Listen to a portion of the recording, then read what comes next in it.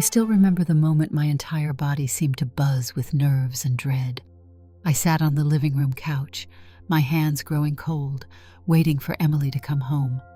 The late afternoon light cast soft orange hues across the walls, and a clock ticked steadily in the background, each second a reminder that there was no turning back. My palms felt clammy against my jeans, and the usual hum of passing cars on our street seemed to fade. It was just me, alone with the enormity of what I was about to reveal. Emily's keys jingled at the door, and my stomach twisted. She stepped inside, smiling in that gentle way that had always put me at ease, carrying a couple of grocery bags. Even at a quick glance, I could see she looked a bit tired from work, yet still radiant. Her long brown hair was drawn into a high ponytail, and she wore a simple black blouse and gray pants. That day, though, her comforting appearance made me want to both collapse in her arms and shrink away in fear. "Hey," she said, setting the grocery bags on the kitchen counter.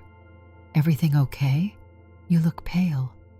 I cleared my throat, forcing myself to meet her eyes. "Could you sit with me for a minute?" My voice sounded stiff, and my heart pounded so loudly I was sure she could hear it. She peered at me with concern, but set aside what she was doing and joined me. "Of course. What's going on?" She placed a hand on my knee. That single gesture was almost my undoing. I felt tears threaten to spring forth, but I swallowed hard. My mind raced with every possible outcome. She could yell, cry, or walk out the door. I was prepared for anger, yet I also had the smallest, most fragile hope that maybe she'd see my truth and still love me. I'd spent years pushing this part of myself down, locking it away as if it were a shameful secret. Now it was about to be laid bare. "Emily," I said quietly, "there's something very important I need to share with you. Something I've buried for most of my life." My voice wavered.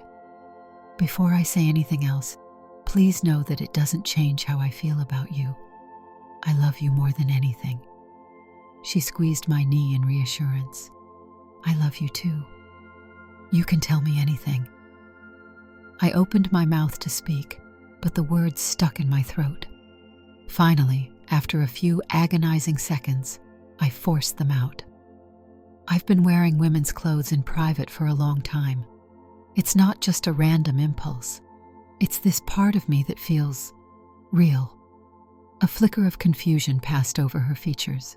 She went quiet, her gaze steady on my face, trying to understand.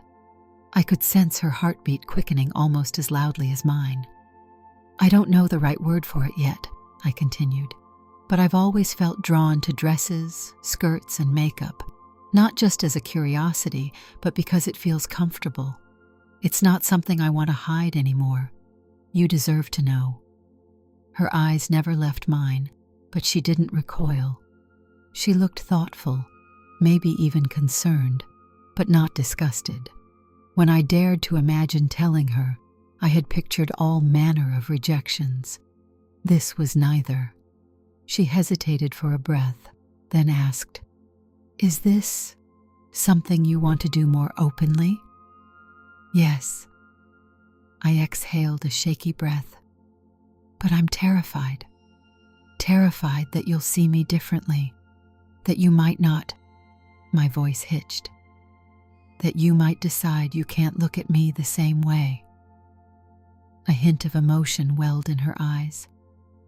"Oh, Elliot," she said softly, "I wish I could have helped you carry this sooner. It must have been so heavy for you." Her response wasn't anger or disgust, just genuine sympathy. Relief flooded me so intensely I nearly broke down right there. I had rehearsed so many possible outcomes, but not this quiet calm, not this gentle kindness. The tension in my shoulders slackened, and I took her hand. She asked a simple, sincere question. "What does it mean for you?" "I don't feel any less myself in other parts of life," I murmured. "But there's a feminine side I've always repressed. I have a name for that side. Eleanor." I paused, waiting for her reaction. That's what I call myself in my head when I dress, and it feels natural. She nodded slowly, absorbing this. Have you been wanting to tell me for a while?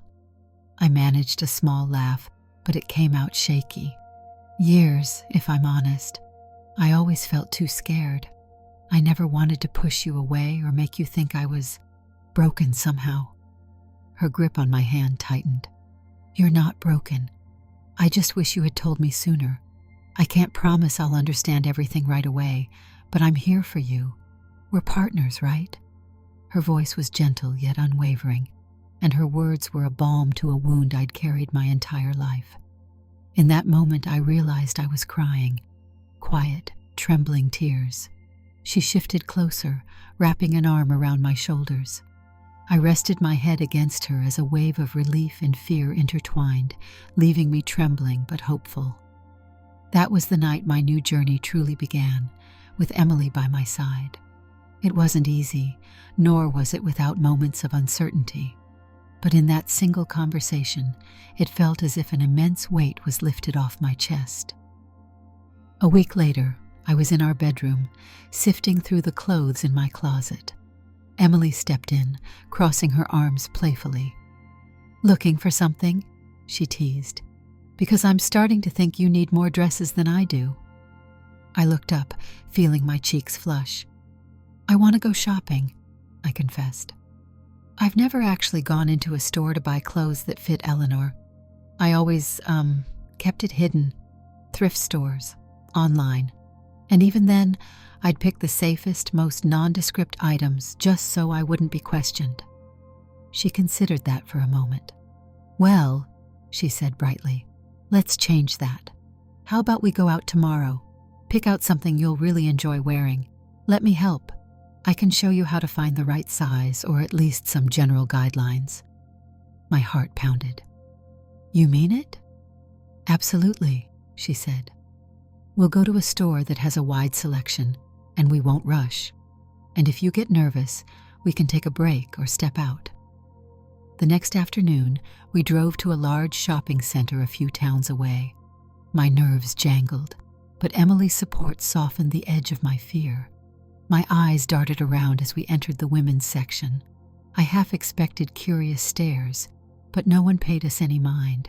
People were too busy exploring the racks for deals, just like we were. Emily guided me to a dress that was burgundy with small floral patterns. What do you think? She asked, holding it in front of me. My heart skipped a beat.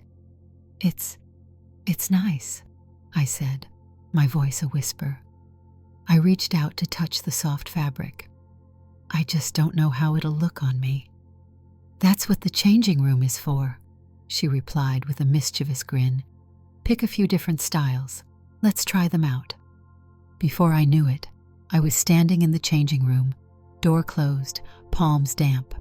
I slipped on the burgundy dress, struggling a bit with the zipper. It hugged me in a way that felt snug, but oddly comforting. I studied my reflection. I looked uncertain, face flushed, hair slightly disheveled. But for the first time, I didn't feel like I was wearing a costume. I felt like I was stepping into something real that had always been a part of me, just never shown to the world. How does it feel? Came Emily's voice from outside the curtain. I swallowed. Weird, I whispered back. And good. She paused. Can I see? I stared at the mirror, questioning if I was ready to show her. But I knew I trusted her, so I eased open the door and stepped out. She was perched on a small stool, waiting patiently. Her eyes lit up when she saw me. It wasn't an over-the-top reaction, yet it was full of warmth. She looked me up and down, assessing the fit, the color against my skin tone. It's beautiful, she said.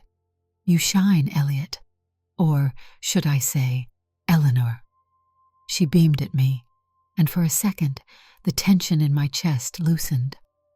I turned to glimpse myself in the full-length mirror outside the changing cubicle. Seeing the reflection gave me an almost electric jolt of surprise. This wasn't a stranger. It was me. The sense of relief and excitement that coursed through me then was almost overwhelming, and I looked at Emily, uncertain whether to laugh or cry. She leaned close, whispering, "If you love it, we're buying it." I pressed my lips together, tears threatening to form again. "Thank you," I whispered. "I do love it." She nodded, smiling with genuine affection. "Then it's yours." That day, we left the store with a dress, 2 blouses, and a new sense of closeness between us. It was as though we had discovered a secret corner of life we could explore together. I drove home with the bags in the back seat, each item a symbol of a future free from the chains of hidden shame. I glanced over at Emily, who in turn gave my hand a squeeze as if to say, "This is only the start." In the following weeks, our bedroom became a space of discovery. The first time Emily offered to help me with makeup, I nearly jumped at the opportunity, though my hands trembled with excitement and nerves. "Let's do it," she said on a cool Saturday morning. We set out her makeup brushes, eyeliner, mascara, foundation, and a palette of eyeshadows on the dresser. The mirror was propped up so I could see both of our reflections. My heart thumped as I tied my hair back and prepared for her first lesson. She began by showing me how to apply a primer, explaining it helps the rest of the makeup go on smoother. Then she gently tapped foundation onto my cheeks, forehead, and chin. "Remember to blend," she said softly, demonstrating small circular motions. "If you ever try a heavier foundation, make sure to bring it down your neck so it doesn't look like a mask." I nodded, enthralled and a little apprehensive, hoping not to disappoint her. After all, she was sharing something deeply personal with me too, her own daily routine, her tips, her style secrets. Every movement was deliberate and calm. Once she showed me the basics, she handed me the brush. "Your turn." My hands shook, and I dabbed the foundation, trying to follow her example. "Is this okay?" I asked, uncertain whether I was pressing too hard or using too little. She leaned in, laughing a bit as she guided my wrist. "Yes, relax. Imagine you're painting, gently. Don't rush." Despite my anxiety, I felt a growing sense of joy. When we finally finished, I glanced up at the mirror. A subtle transformation had taken place. Nothing dramatic, no bright eyeshadows or bold lipstick, just a quiet shift that highlighted softer features. I touched my cheek, marveling at how something so small could change how I saw myself. "Wow," I breathed, meeting Emily's gaze in the mirror. The word that came to mind was content, though it wasn't quite the right term, but it was close enough.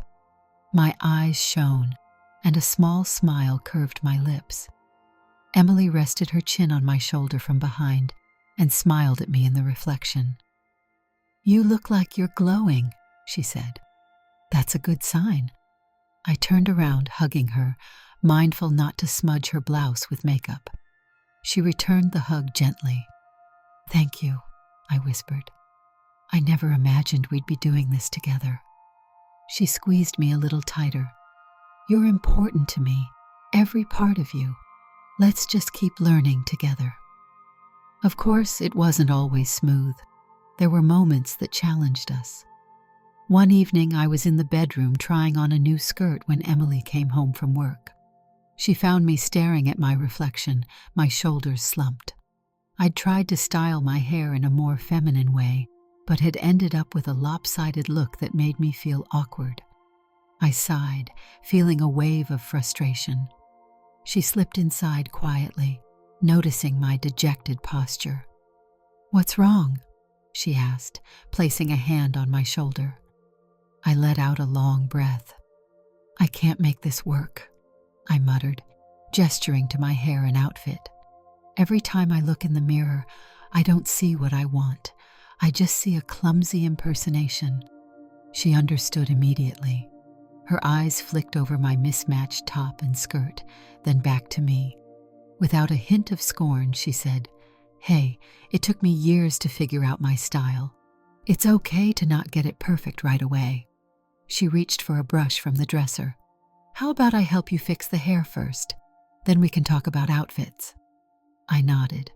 As she gently brushed my hair, I felt tears prickling at the corners of my eyes. "I'm sorry," I whispered. "I get so caught up in these little details and it just unravels me. And I know you must be tired from work. You don't have to." She silenced me with a tender hush. "There's no need to apologize. This is what I want to do. Together. If one style doesn't work, we try another." Her eyes met mine in the mirror. "I don't expect you to figure this all out overnight." I felt my chest lighten a bit, the tension ebbing away. A small part of me still worried that one day she might find it tiring, my insecurities, my quest for the right balance. But for now, she was there, brushing my hair and helping me stand tall. Later that night, after a simpler outfit was chosen, a plain black skirt and a snug sweater, and my hair looked more presentable, I found myself sitting on the bed beside Emily, leaning against her shoulder. "Thank you," I said quietly. She kissed the top of my head. "I'm just glad I can help." We settled into a delicate rhythm at home. There were nights I remained in my usual t-shirt and jeans, others where I wandered around in a favorite blouse, and still others where Emily would find me in a comfortable dress, painting my nails or practicing my makeup. Each day I grew a little more confident, a little more at peace with this side of me, though I never used that word that starts with an A to describe how she felt about it. Instead, I saw her as open, kind, and ready to embrace my changes. Then one weekend, something happened that pushed me out of my comfort zone entirely. An invitation to a small gathering at a friend's house. Julia, a close mutual friend of ours, was hosting a casual get-together for about 10 people. It was nothing fancy, a potluck, drinks, music. Emily had mentioned it in passing, and I remember my immediate reaction. Dread. Because all I could think was, should I go as Elliot or Eleanor? In the past, I'd always shown up in my typical masculine clothes, but now that I had begun to bring Eleanor into my daily life, was it dishonest to hide her? I wrestled with this question, pacing the living room while Emily looked on. She finally spoke up, setting aside her phone. "Why don't you do whatever makes you the most comfortable?" "I'm afraid," I admitted. "What if they stare? What if they ask questions I'm not ready to answer?" She walked over to me, her expression thoughtful. "I know Julia. She's open-minded, and most of the people there are too. But if you're not ready, no one's forcing you. You can go in your usual clothes. That's perfectly fine." I swallowed. "But I feel like I'd be hiding again, and you've done so much to help me. I want to be honest with people I care about." Emily squeezed my hand. "Then let me help you prepare." My heart raced, but I nodded. She guided me to my closet, and we spent the next hour choosing an outfit that felt neither too flashy nor too dull, something that let me present Eleanor's style without turning it into a spectacle. We settled on a knee-length navy skirt and a simple white blouse. Understated, comfortable.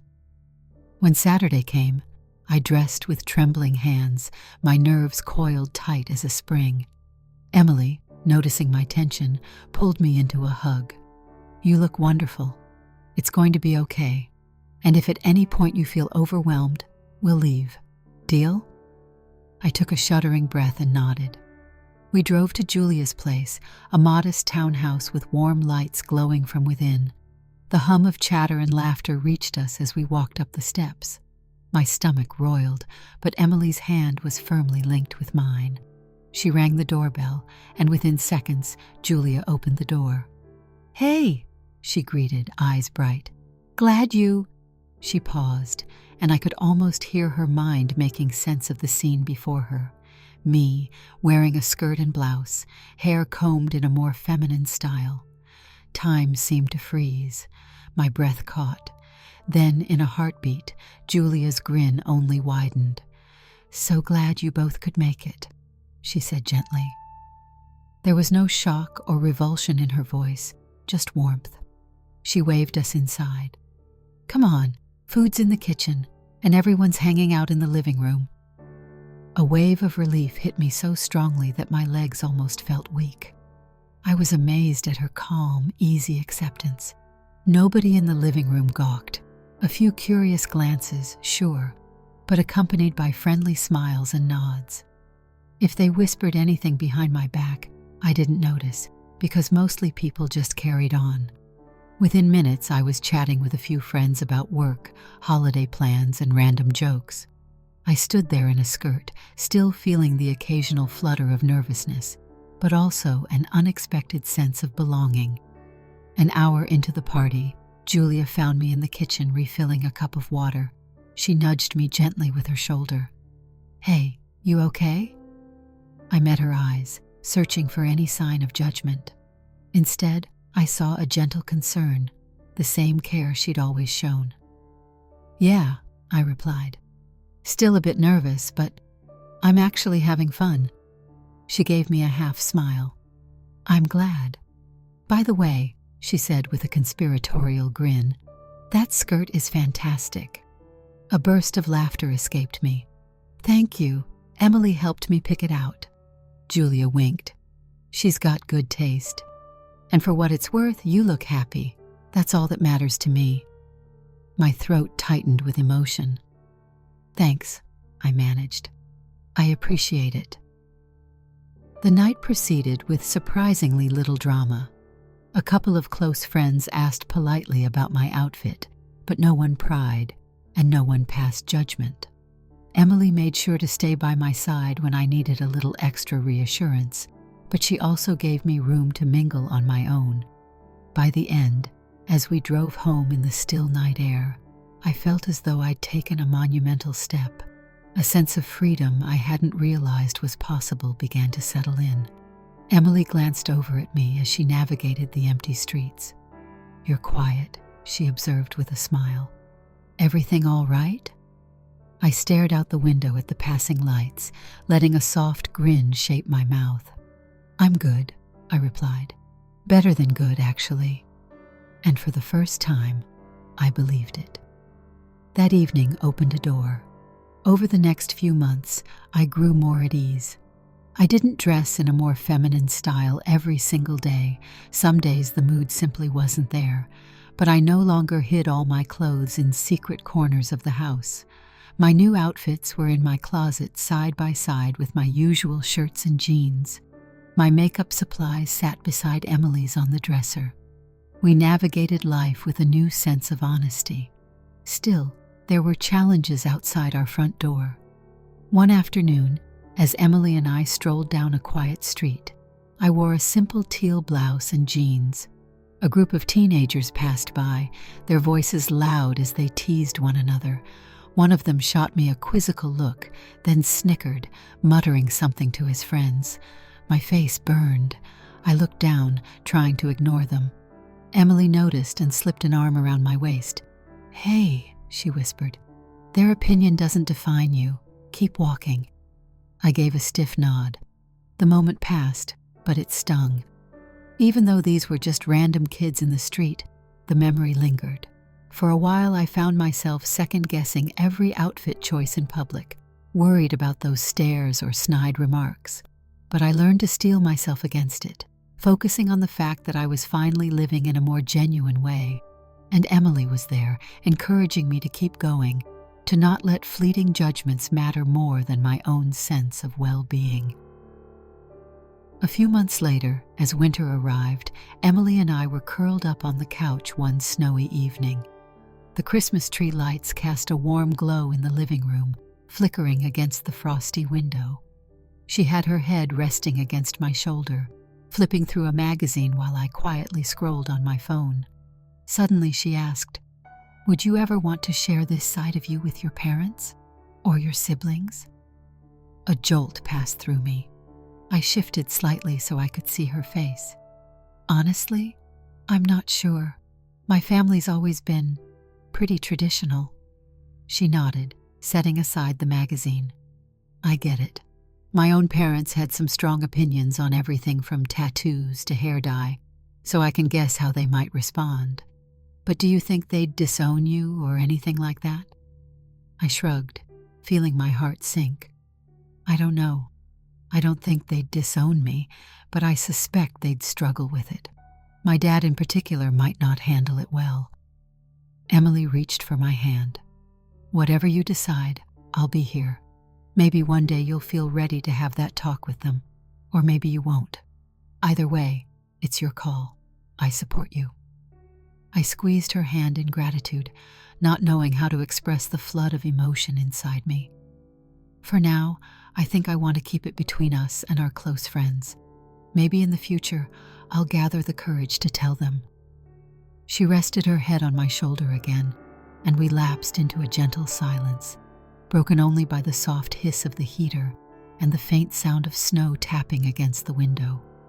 Knowing that we had a choice, knowing I wouldn't be forced or rushed, allowed me to relax and savor the moment. Time continued its steady march. My job remained a tricky space. I worked in an office that had never felt particularly inclusive, though no one there was overtly unkind.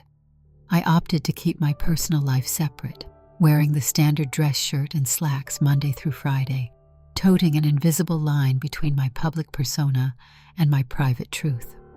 Occasionally, I'd bring small tokens of Eleanor with me, a subtle feminine bracelet that Emily had given me, or a light fragrance that had a slightly floral note. Maybe no one noticed, or maybe they did, but nobody said anything. Every day, though, I counted the hours until I could come home and simply be, whether that meant stepping into a dress or just knowing I could if I wanted to. Eventually, a new coworker joined our team, Sophia, who struck me as someone open-minded and approachable. We shared a cubicle space, and over the span of a few months, we bonded over shared jokes and late hours finishing reports. We got lunch together sometimes, chatting about Netflix shows and interesting weekend activities. She mentioned once that she was part of an LGBTQ+ support group for her sister. I remember my pulse quickening at the mention. One day, after a particularly stressful meeting, I found myself alone with her in the break room. She noticed my anxious expression and gave me a gentle smile. "Everything okay?" she asked, handing me a fresh cup of coffee. I took it with a grateful nod. "Just a lot on my mind," I said, stirring in cream and sugar. My heart thumped as I considered telling her. We had become friends, but was I ready to share something so personal? She leaned against the counter. "If you ever need a friend outside the office, I'm here. Sometimes it helps to talk about personal stuff with someone who isn't in your home circle." I hesitated, a swirl of excitement and caution inside me. Finally, I said, "There's a part of my life I don't really bring to work, and it's important to me, but it's tough." She tilted her head in genuine interest, letting me take my time. Her calm energy was disarming, so I took a breath and said in a measured tone, "I wear clothes that are, well, not what you're used to seeing me in here. My wife, Emily, is really supportive, but I've kept it quiet at work. I don't want to stir up rumors or face ignorance." I paused. "I go by Eleanor sometimes." Sophia's eyes widened slightly, but her expression was warm. "That's brave to share," she said softly. "I won't pry, but thank you for telling me. I'm so glad you have your wife's support. If you ever need an extra ally, I'd be honored to be that person for you." I felt a flood of relief again, similar to the day I first told Emily. We chatted for a while, and it was comforting. I didn't show up the next day at the office in a dress, nor did I plan to in the near future. But the knowledge that someone else at work knew and stood by me lifted a hidden weight. I realized that kindness, more often than not, could be found if I was willing to seek it out. As spring arrived, Emily and I took a weekend trip to a cozy cabin in the countryside to celebrate our wedding anniversary. The place was surrounded by towering pines, and a small lake stretched out behind the property. That evening, we lit a fire in the fireplace, and the soft crackle of burning wood filled the room. She'd brought a bottle of wine and poured each of us a glass.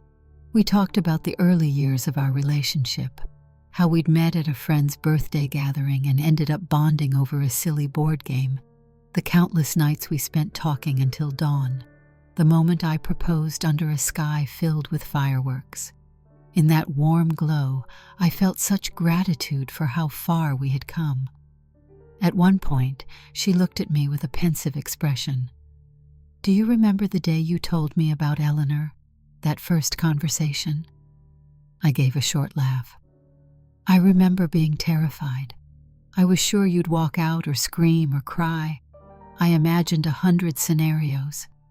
She brushed a strand of hair from her face. "I was definitely surprised, but all I felt was that I wanted to help you carry it. You looked so fragile, and I realized you were sharing something very personal. It made me wish I could have helped you sooner." A trembling started in my chest. Setting down my wine glass, I leaned closer to her.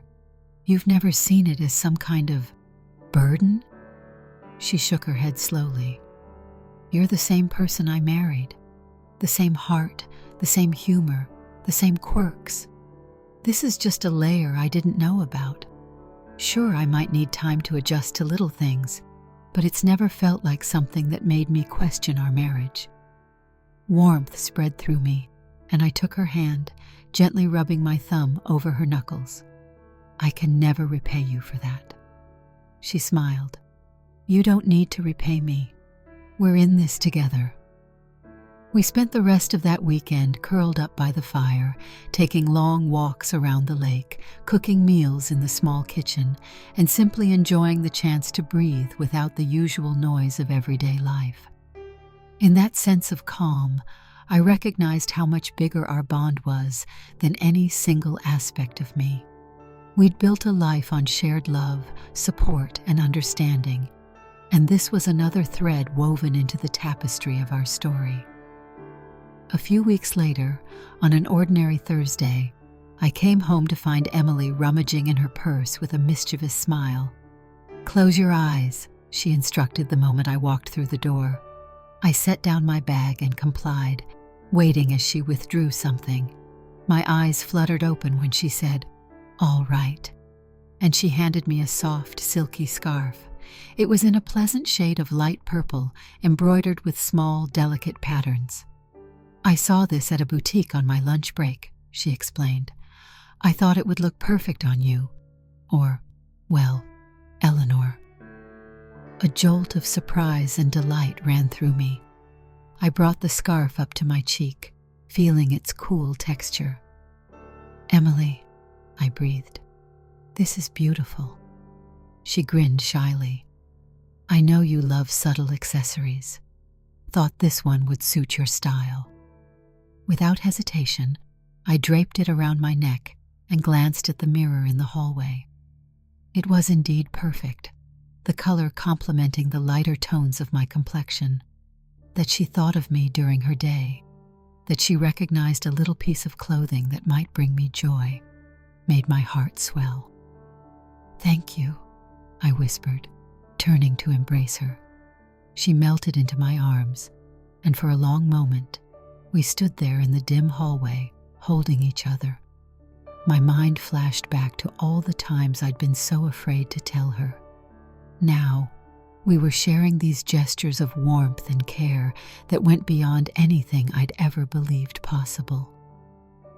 As life moved forward, Emily's involvement in that side of my wardrobe and makeup routine became natural. Sometimes I wore more neutral attire around the house, and she'd still ask, "Is Eleanor feeling okay today? You seem stressed." It wasn't always about clothes, I realized.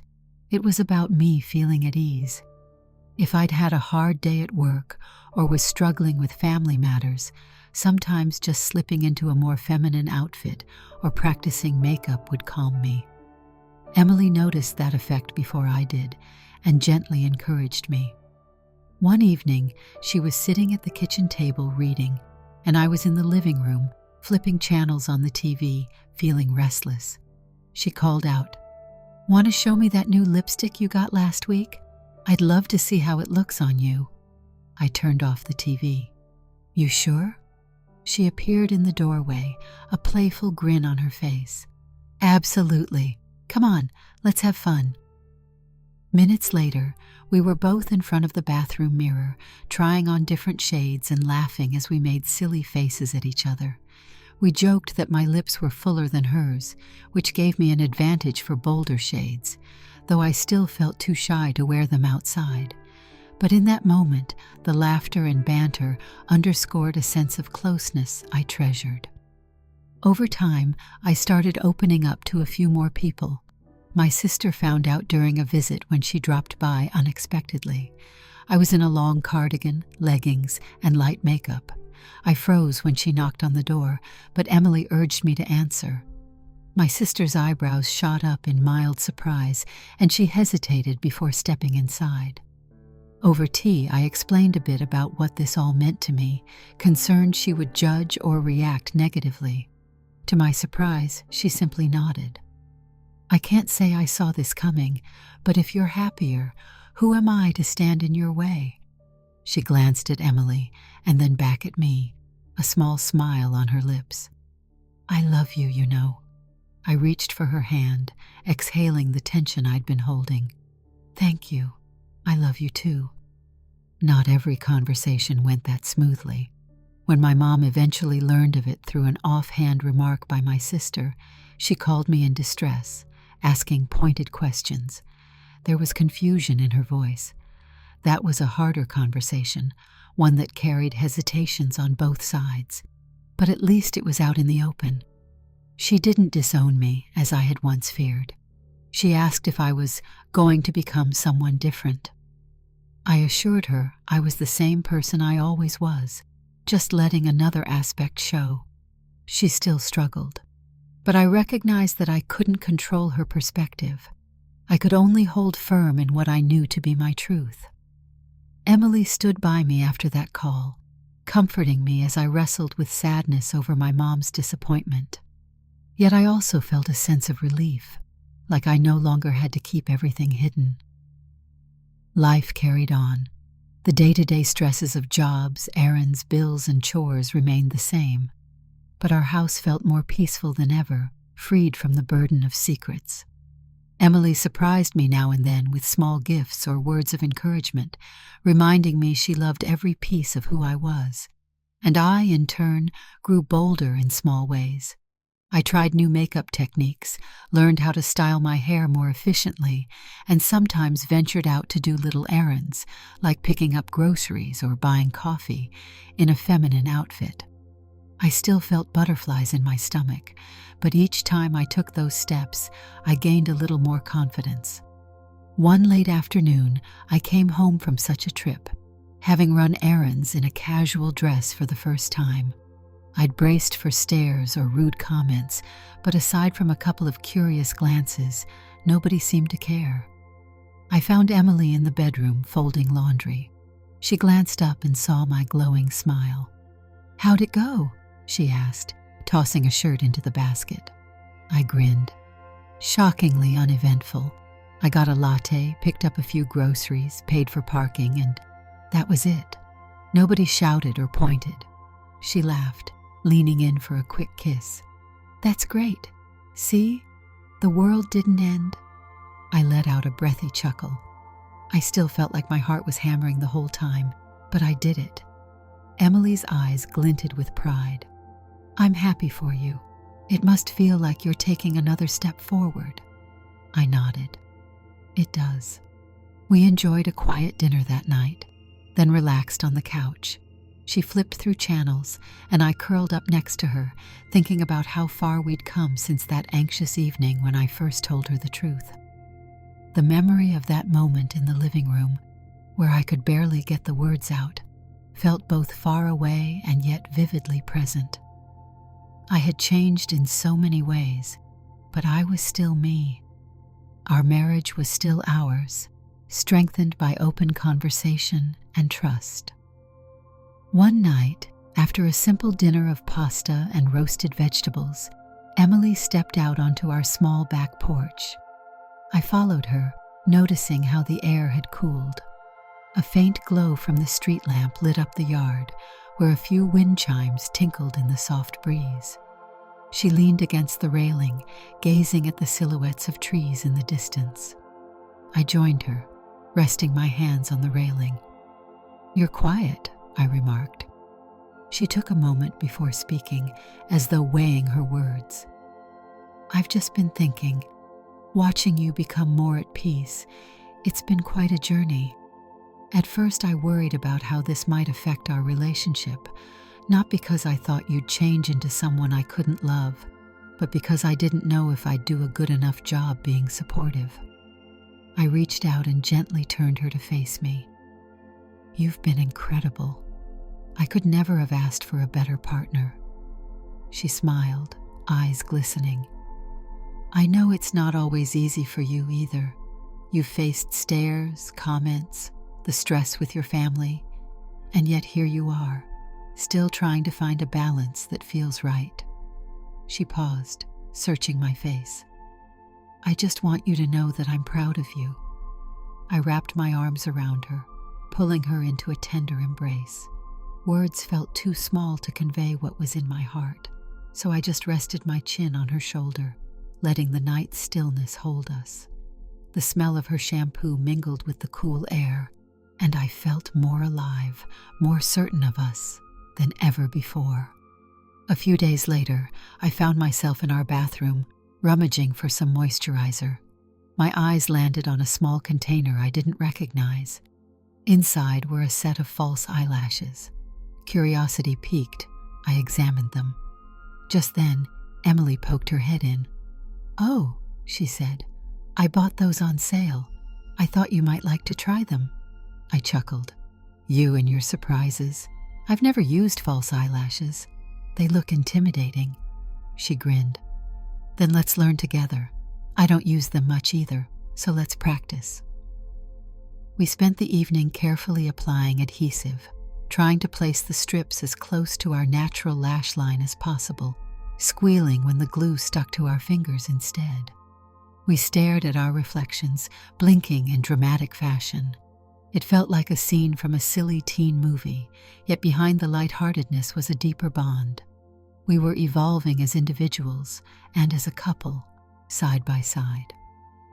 One particularly memorable Saturday morning, Emily decided we should reorganize our closet.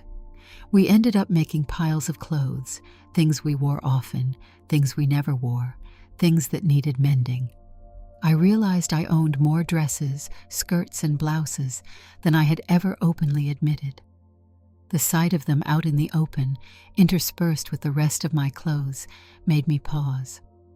For a long time, my collection had been hidden away, jammed into corners, stuffed into boxes. But now, it lay spread across our bed, a testament to the journey from secrecy to everyday life. Emily, rummaging through a drawer, held up a blouse that she had worn only once. "This doesn't fit me well," she said thoughtfully, looking me over. "Might fit you, though." I considered it with a grin. "Only one way to find out." She tossed it my way, and I tried it on. Sure enough, it fit snugly but comfortably. We both laughed, deciding I'd keep it.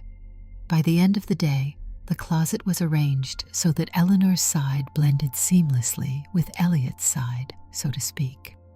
I ran my hand over the newly hung outfits, marveling at how they were finally part of my life out in the open. No more hiding. One rainy night, months later, I found myself thinking back to the earliest days of my marriage, a time when I believed I had to conceal everything. The fear of losing Emily had loomed so large in my mind that I was willing to bury any shred of honesty about who I was. Yet here we were, curled up under a blanket, listening to raindrops patter against the roof. Emily had a book in her hands, and I rested my head in her lap, letting her fingers idly comb through my hair. She noticed me gazing up at her and closed her book softly. "What are you thinking about?" I hesitated, choosing my words. "About the day I told you.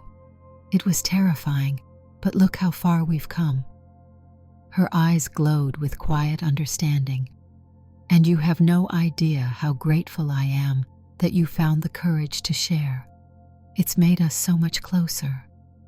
I let my gaze drift to the window, where streetlights cast shimmering reflections on the wet pavement.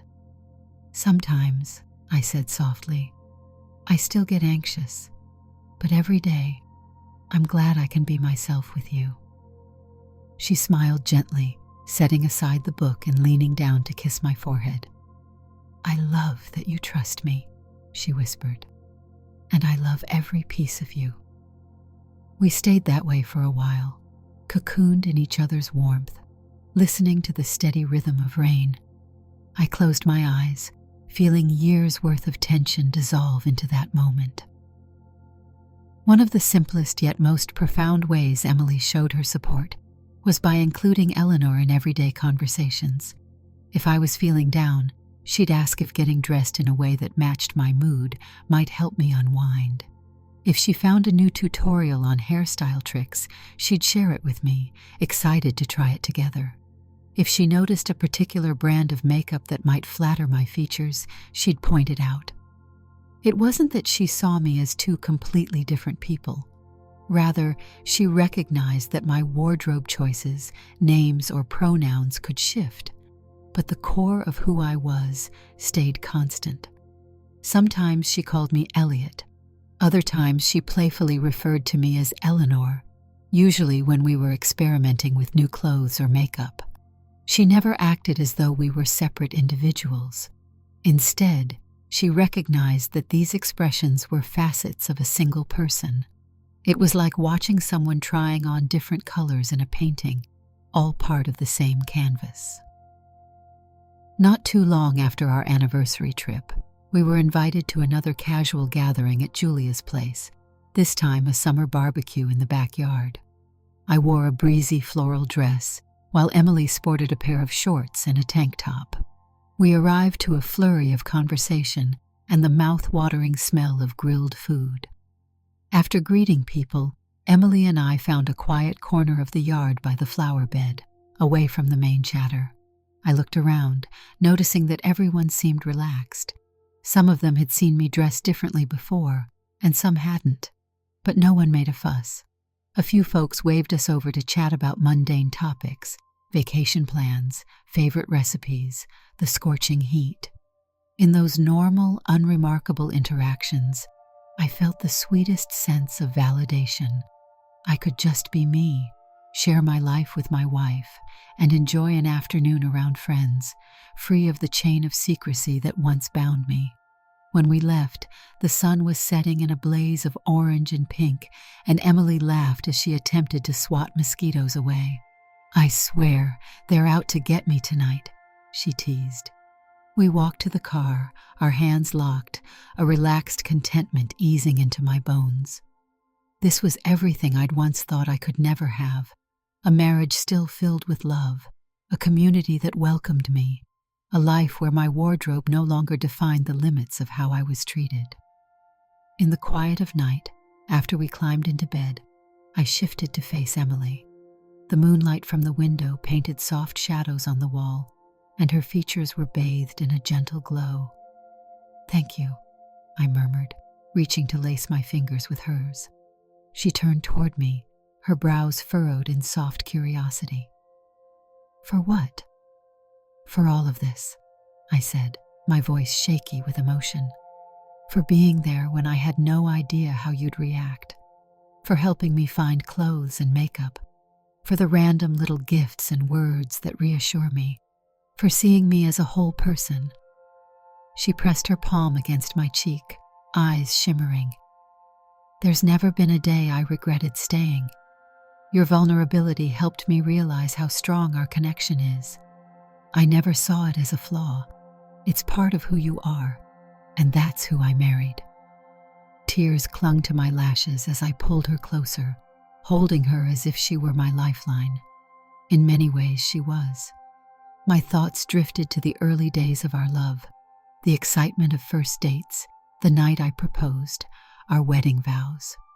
All of that had built a foundation, a solid ground that helped us weather storms and face insecurities. Our bond wasn't contingent on one version of me or one type of expression. It was anchored by a trust so profound that it allowed me to reveal the deepest corners of my being. I pressed my forehead to hers, closing my eyes. "I'm so lucky," I whispered. "Sometimes I still wonder how you're so at ease with it." She gave a soft, knowing laugh. "I'm not always at ease. Sometimes it takes me a moment to adjust, but that's normal. It's not that I see it as a trivial matter. I just see it as part of who you are. It makes you, you. I'm in love with the whole package."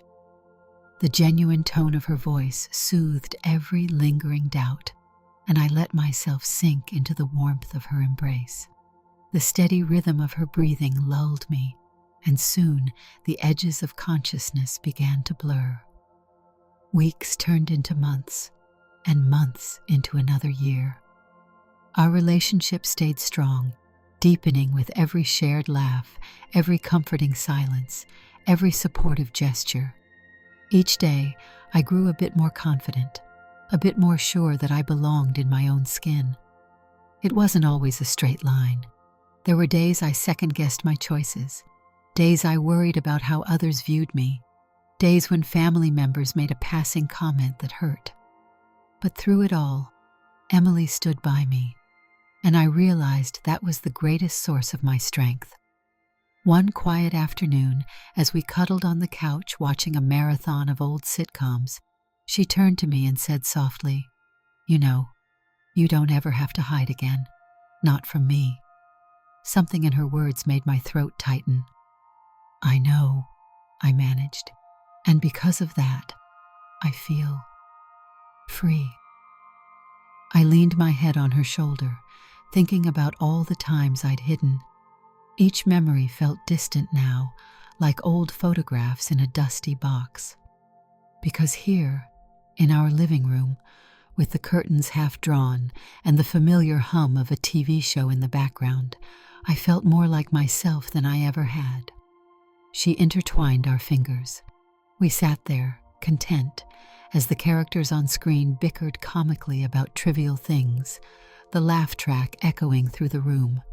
Every now and then, she'd glance my way, brush a hand over my hair, or tug me closer, and every single time, I felt the same rush of gratitude and wonder. We're never finished learning about each other. That's one of the beauties of marriage. Emily and I continue to talk about our future, where we might move one day, what kind of trips we want to take, how we can keep making our home a welcoming place for friends and family.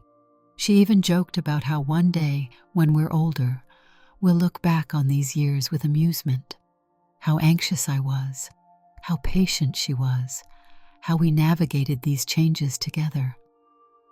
If I ever doubt her feelings, I think about the small moments that speak the loudest. The warmth in her voice when she calls me Eleanor in private. The way she surprises me with thoughtful gifts. Her excitement when I learn a new makeup trick or find a beautiful new dress. She never turned it into a fetish or a novelty. She simply saw it as part of loving the person she married. And in turn, I discovered more about my capacity to be vulnerable, to invite someone fully into my life without shame. We both know the world can be complicated and sometimes unkind, but we also know that in our home, whether I'm in a t-shirt or a flowing skirt, there's a profound connection that sustains us. On those tough days when I doubt myself, she's there, brushing away my fears. On her tough days, I'm there for her, offering the same unwavering loyalty. And so, the greatest gift I've received from Emily isn't just the scarf or the dress or the blush brushes. It's the knowledge that love can be bigger than any secret. bigger than any fear.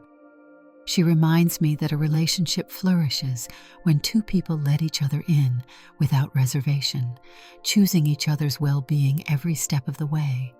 Even now, there are evenings when she catches me by surprise, like when she returns from the store and announces with a grin, "I found a top Eleanor might love." Or when she casually asks, "Have you done anything special for Eleanor lately? I noticed you seemed a bit stressed this week." Her acceptance, I use that term without speaking it, runs so deep that it feels woven into the fabric of our everyday life. We rarely label it, rarely make a show of it. It simply exists. I look back on all those years of secrecy, all that weight on my shoulders, and I can hardly believe how different my world is now. It's not a fairy tale. There are still questions about family gatherings and workplace norms, still worries about how strangers might react. But in the sanctuary of our home, everything is real, honest, and safe. Emily's understanding has allowed me to breathe in ways I never thought possible. Late at night, before drifting off to sleep, I sometimes trace gentle patterns across her shoulder with my fingertips, remembering that evening I first spoke my truth. I think about the fragile hope I'd clung to as I waited for her to respond. If I could speak to that past version of myself, I'd whisper, "Don't fear what you are. Don't fear telling her. She loves you more than you can imagine." And then I slip into sleep with my wife beside me, grateful beyond words, knowing that the part of me once buried so deeply is now embraced in everyday life. Because of her, I learned that the truest form of love is one that holds every piece of who you are, never letting you feel you must hide again. Did you like the story? Hit that like button and tell me what you thought in the comments.